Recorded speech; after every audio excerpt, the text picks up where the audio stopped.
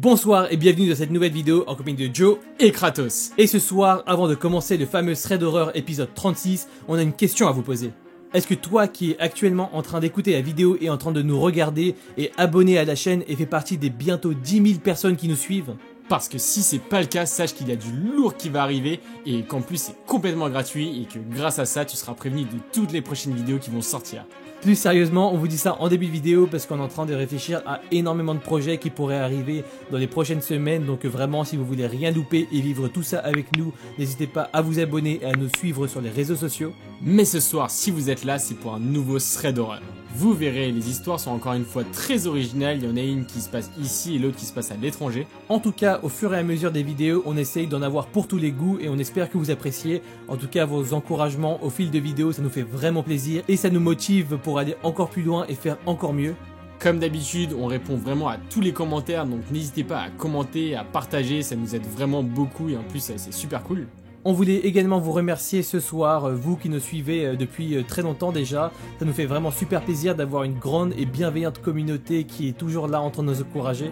D'ailleurs, on compte également continuer ces threads d'horreur bien sûr parce qu'on sait que vous les adorez, mais on compte aussi aller plus loin pour vous proposer plus de projets, des choses plus ambitieuses et des choses encore mieux réalisées. Donc n'hésitez pas à nous envoyer toute votre force, nous on vous rendra du mieux qu'on peut et on est parti pour la première histoire.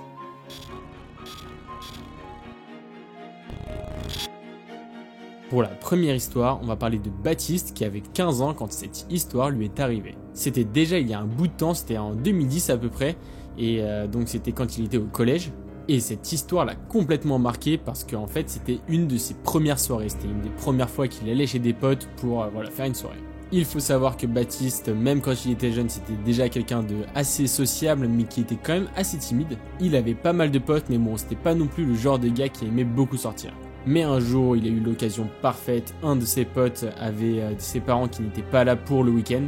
Et donc il a commencé à inviter une grande soirée où il a invité tous les gens les plus populaires du collège. Et Baptiste ne se le cache pas, il y avait aussi la fille sur laquelle il flashait depuis toujours qui était invitée à cette soirée. Donc bon, même s'il est un petit peu hésitant parce que il n'a pas l'habitude de sortir, il va quand même accepter parce qu'il n'a pas envie de perdre la face. On est samedi soir et ça y est, la soirée approche enfin. Baptiste a quand même réussi à convaincre quelques-uns de ses potes de l'accompagner, comme ça il n'est pas tout seul. Et quand il arrive, il est assez surpris en fait de se rendre compte qu'il n'y a pas tant de personnes que ça. En gros, ils sont à peu près une dizaine, peut-être 15 maximum. Mais bon, pour lui, l'essentiel c'est qu'il y ait bien la fille sur laquelle il flash depuis longtemps et effectivement, elle est là. La soirée va avancer, tout le monde va commencer à s'ambiancer un petit peu et Baptiste va être assez surpris parce qu'il va voir qu'il y a quand même pas mal d'alcool. Bon, ils ont tous 15 ans, clairement c'est certainement une des premières fois qu'ils touchent à l'alcool, du coup ça leur fait tous un petit peu bizarre. Ils ne savent pas trop comment l'aborder, du coup il y en a un qui va avoir une idée, c'est de faire des jeux d'alcool. Baptiste n'est pas forcément hyper à l'aise avec cette idée étant donné qu'il n'a jamais bu, du coup il n'a pas non plus envie de trop boire. Mais voilà, il est en pleine découverte, il a envie de savoir ce que ça fait, du coup il va s'y prendre au jeu et il va jouer. Et le jeu qu'ils vont choisir, c'est un jeu auquel vous avez certainement déjà tous joué, Action ou Vérité. La partie va commencer, il n'y a pas tout le monde qui joue, en fait ils sont à peu près 6 ou 7 à jouer. Tout le monde commence à jouer, il y a Cassandra, la fille qu'il aime bien, qui joue aussi. Mais au début, tout le monde va être un petit peu timide, tout le monde va choisir Vérité, donc ça va être des trucs un petit peu faciles. Du coup, Baptiste, il a envie d'impressionner Cassandra, alors ça va être le premier qui va choisir Action.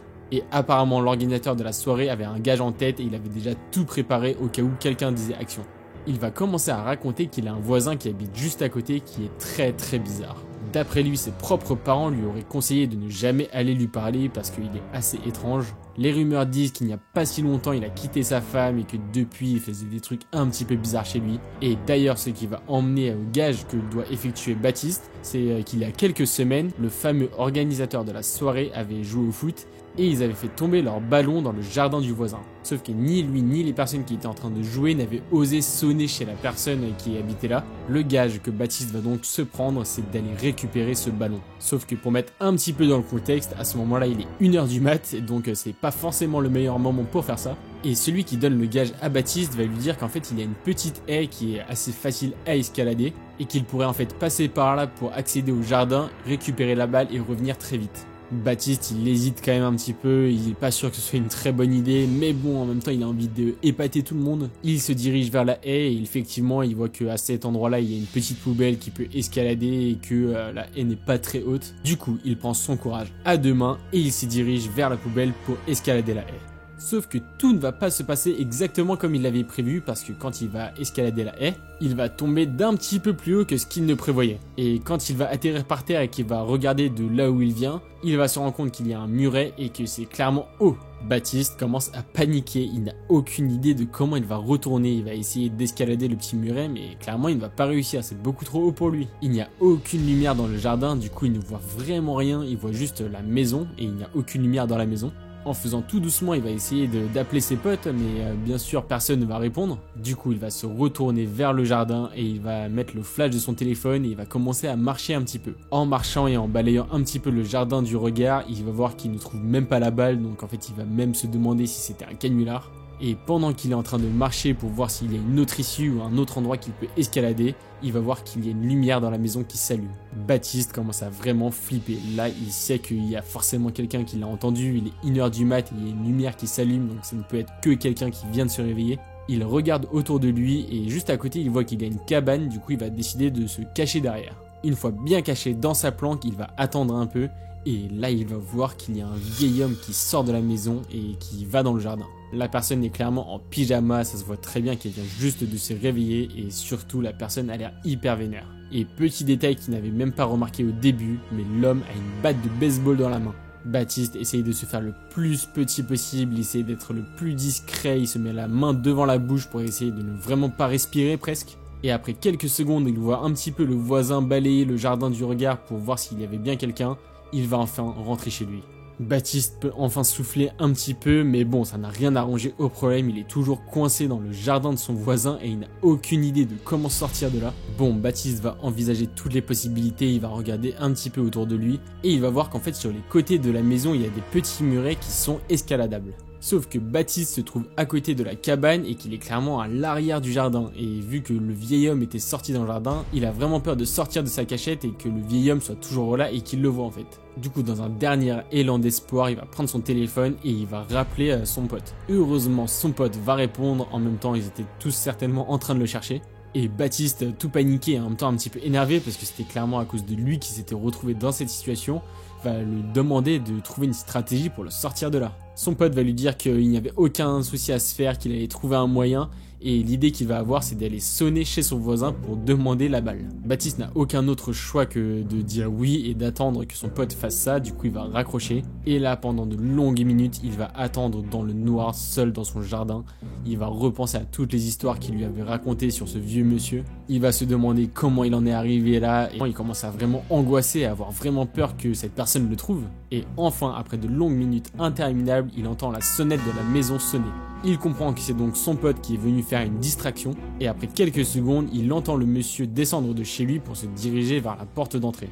Et là, alors qu'il ne les voyait pas vraiment, il va juste les entendre et il va entendre que le gars est hyper énervé. Il va commencer à gueuler, il va commencer à même taper sur le grillage avec sa batte de baseball. Baptiste va entendre le vieil homme dire à ses potes de dégager, qu'il n'avait pas que ça à faire. Et à ce moment-là, il va donc sortir de sa cachette et en courant, il va se diriger à côté de la maison et il va escalader le muret. Par chance, de ce côté-là de la maison, c'était une genre de petite forêt, il y avait plein d'arbres et donc ce n'était à personne, il s'est retrouvé chez personne. Et une fois avoir atterri et se sentant donc en sécurité puisqu'il n'est plus du tout chez le vieil homme, il va commencer à courir pour essayer de retrouver la route. Et finalement, il va la retrouver après quelques minutes où il va appeler son pote pour savoir un petit peu où il est, il va retrouver le chemin de la maison. Et un petit peu en héros, il va retourner à la soirée après tout ce qui lui est arrivé. Clairement, tout le monde est mort de rire après tout ce qui vient de se passer, mais Baptiste, lui, il rigole pas du tout, lui, il est complètement paniqué, il est encore sous le choc de ce qui vient de se passer. Il ne va même pas essayer de se la péter devant la fille qu'il essayait clairement de draguer. Finalement, la soirée va se terminer, mais Baptiste ne va jamais l'oublier. Encore maintenant, il n'arrête pas de se demander ce qui se serait passé si la personne l'avait cramé, clairement. Avec tout ce qu'on racontait sur ce vieil homme, il est presque sûr que s'il l'avait vu entrer dans son jardin illégalement, il se serait pris des coups de batte de baseball. Et ce qu'il retiendra clairement de cette histoire, c'est que plus jamais il ne se mettra en danger juste pour attirer l'attention des autres.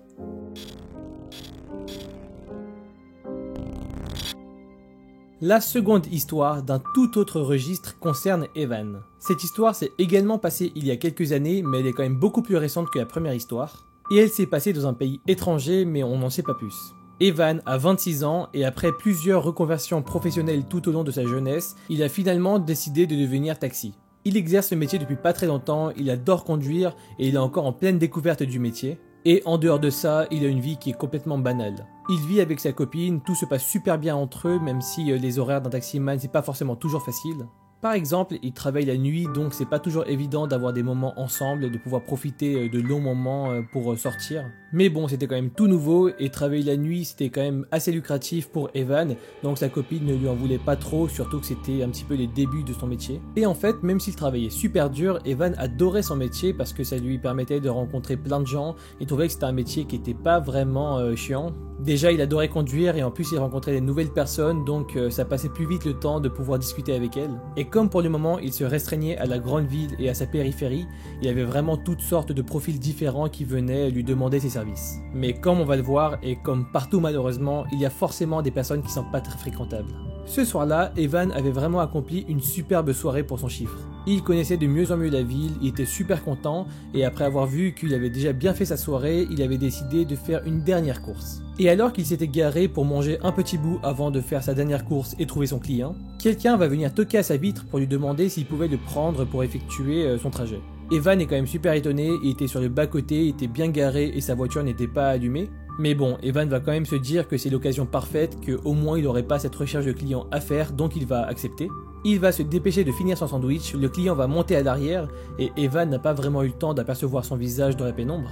Et là, le client d'une voix grave va lui demander de rentrer une adresse. Et contre toute attente, Evan ne connaît même pas cette adresse, donc il va la rentrer dans le GPS, et là, ça va prendre un petit peu de temps parce qu'il n'y avait pas vraiment une très bonne connexion à ce moment-là. Et il faut savoir qu'il était aussi jeune conducteur, donc il ne connaissait pas encore très bien toutes les rues, et il attendait donc que le GPS se mette en place. Et là, il va voir que c'était normal qu'il ne connaissait pas l'adresse, car c'était vraiment quelque chose qui était à l'opposé de la ville, dans une direction où presque personne n'allait. Bon, clairement, ça ne l'arrange pas du tout, et devant les caprices du GPS, le client commence à s'impatienter. Evan comprend directement dans son comportement que ça a vraiment l'air d'être le type de client qui est un peu relou. Mais bon, il s'était déjà engagé, il allait annoncer en fait le temps qu'allait prendre la course au client. Mais au dernier moment, alors que ce dernier pensait que le GPS buguait toujours, il va donc lui demander de changer d'adresse et d'aller autre part. Et par chance, Evan connaissait parfaitement cette adresse car c'était dans une ville qui était pas très loin de chez lui. Il est donc super content, il va lui dire que c'est ok, il pense déjà à rentrer super tôt chez lui après avoir passé une super bonne soirée. Mais juste avant de partir, quelque chose va titiller un petit peu son esprit. En repensant à la première adresse, il va se rendre compte qu'en fait c'était vraiment à l'opposé de là où il se rendait actuellement. Il va se demander pourquoi le client avait finalement retourné sa veste et avait demandé à prendre une autre adresse qui était aussi loin, mais il va se dire que ça allait plutôt bien avec son profil un peu chelou, donc il va pas se poser plus de questions, il va se dire que ça l'arrange et que c'est l'essentiel.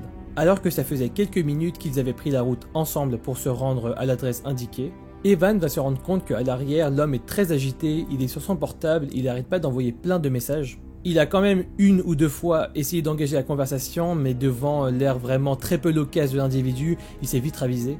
Et au fur et à mesure qu'il continuait à avancer et voyant la route qui était un peu déserte, Evan va se mettre à stresser un petit peu. Il va commencer à avoir un peu un mauvais feeling. Oui, je sais, vous le savez, le fameux mauvais feeling que beaucoup de personnes ont dans les threads d'horreur. Mais il va décider de surmonter sa peur et de finir sa course pour vraiment finir sur une très bonne note de sa journée. Alors qu'ils approchaient de la ville, Evan se rend compte que le GPS lui demande de prendre des routes qui sont un peu sinueuses, qui n'ont pas l'air très fréquentées. Il va finalement déboucher sur une grande avenue et il va se rendre compte que les GPS finalement indiquent l'adresse finale comme étant entourée de plusieurs résidences. Une fois arrivé approximativement à la destination, Evan va commencer à chercher une place pour se garer pour déposer le client, mais celui-ci va lui dire de rentrer directement dans la résidence pour être un petit peu plus proche de son habitation. Clairement, Evan le trouve de plus en plus chelou, mais il veut vraiment arranger son client et il n'a pas du tout envie de le contrarier, donc il va l'écouter et s'engager dans la voie de la résidence. La voiture va pénétrer dans une cour qui est entourée de 4 grands immeubles et clairement c'est vraiment plongé dans la pénombre, il n'y a quasiment pas de lumière. Et alors qu'il s'arrête, le client va commencer à dire à Evan qu'il avait oublié qu'il n'avait pas d'argent sur lui et qu'il fallait qu'il aille en chercher chez lui. Ça fait clairement chier Evan, ça lui était déjà arrivé, mais c'était dans des endroits qui étaient beaucoup moins suspects et la plupart du temps, ça lui faisait perdre beaucoup de temps. Mais bon, comme c'était une course qui était assez longue, il préférait garder espoir et attendre que l'individu revienne avec l'argent. Mais à ce moment, le client va commencer à être de plus en plus bizarre, il va commencer à s'agiter dans tous les sens, il va même paraître un petit peu paniqué et à ce moment, il va lui demander de sortir du véhicule pour l'accompagner jusqu'à chez lui. Alors que Evan avait déjà la puce à l'oreille sur le comportement chelou de l'individu, il va voir du coin de l'œil des personnes qui sont présentes dans la cour et qui semblent vraiment fixer le véhicule. Là, il comprend directement qu'il est arrivé dans une sorte de guet-apens, il n'a pas du tout envie de quitter le véhicule. Mais le client, qui était désormais accoudé à la vitre du siège passager avant, en avait décidé autrement. Il commençait à s'agacer un petit peu, il commençait à frapper un peu sur la vitre en lui disant de se dépêcher parce qu'il n'avait pas que ça à faire. Et là, Evan comprend qu'il y a deux scénarios possibles s'il sort de la voiture. Soit il va sortir et plusieurs individus vont lui tomber dessus et ils vont lui prendre tout ce qu'il a sur lui. Ou alors il va accompagner le client jusque chez lui et à son retour, sa voiture ne sera plus là. Mais Evan est fermement résolu à ne vivre aucun de ces deux scénarios, donc il va commencer à entreprendre une marche arrière mais très douce parce que son client était toujours accoudé à sa vitre. En voyant qu'il commence à démarrer, son client va commencer à s'énerver, va appeler ses complices et il va même mettre un gros coup dans la vitre. Celle-ci va se fissurer et à ce moment Evan il n'hésite plus, il commence à mettre la marche arrière à fond. Malheureusement il devait faire un demi-tour parce que c'était vraiment une rue étroite à sens unique, mais il va entendre au loin un moteur de voiture résonner dans la cour. Et là, Evan comprend qu'il va se faire prendre en chasse. Et juste avant de quitter la résidence et de s'engager à nouveau dans l'avenue, Evan va entendre une phrase qui va lui glacer le sang. Son client lui avait annoncé qu'il avait retenu sa plaque et qu'ils allaient de toute façon le retrouver. S'engageant le plus vite possible dans l'allée, Evan il commence à vraiment aller bien plus que la limitation autorisée en ville. Mais dans son rétroviseur, avec panique, il voit que la voiture le poursuit même si elle est un petit peu loin et qu'il a réussi à prendre un peu d'avance. Cette dernière va accélérer super vite et elle va commencer à réduire l'écart avec Evan. Evan ne réfléchit même plus, il commence à aller le plus vite possible sur l'autoroute et il est même rassuré de voir qu'il n'y a pas tant de personnes que ça sur la route et que donc il pouvait s'autoriser dans cette situation extrême à aller un peu plus vite. Il arrive enfin sur l'autoroute, c'est super dangereux car il roule super vite et surtout il n'arrête pas de regarder dans son rétroviseur arrière pour voir si son poursuivant était toujours à sa poursuite. Evan est encore une fois largement en train de dépasser la limitation de vitesse, mais au bout de 5 minutes à zigzaguer entre les voitures sur l'autoroute, il va se rendre compte qu'il a finalement semé ses poursuivants. Tout transpirant et ne sachant même pas où il allait, il va continuer à rouler une vingtaine de minutes sur son autoroute. Finalement, il va prendre une sortie et s'arrêter pour digérer un peu tout ce qui venait de se passer.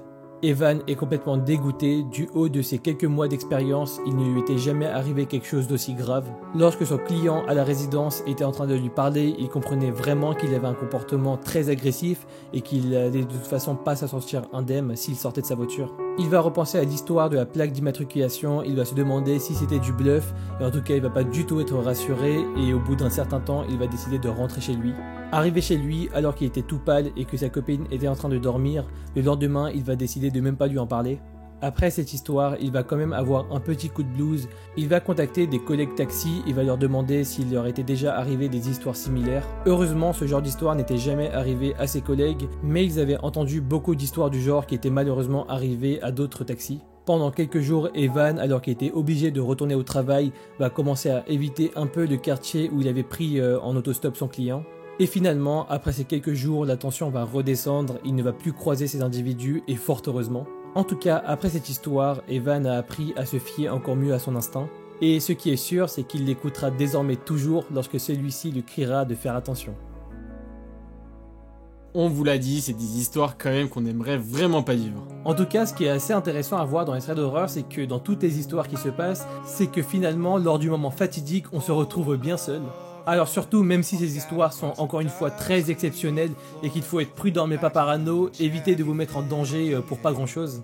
Et on se rend souvent compte dans les threads d'horreur que finalement quand ça arrive il faut pas paniquer. Donc on ne vous l'espère pas bien sûr, mais si un jour ça vous arrive, pensez à nous et restez zen.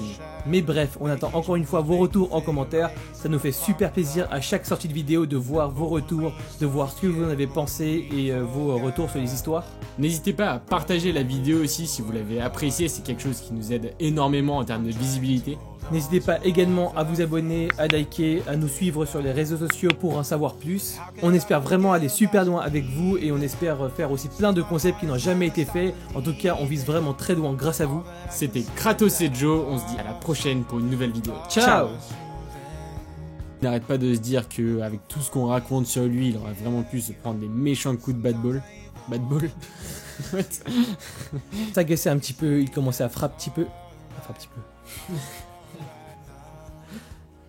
Il commençait à s'agacer un petit peu, il commençait à frapper. Un petit peu. Rien dire.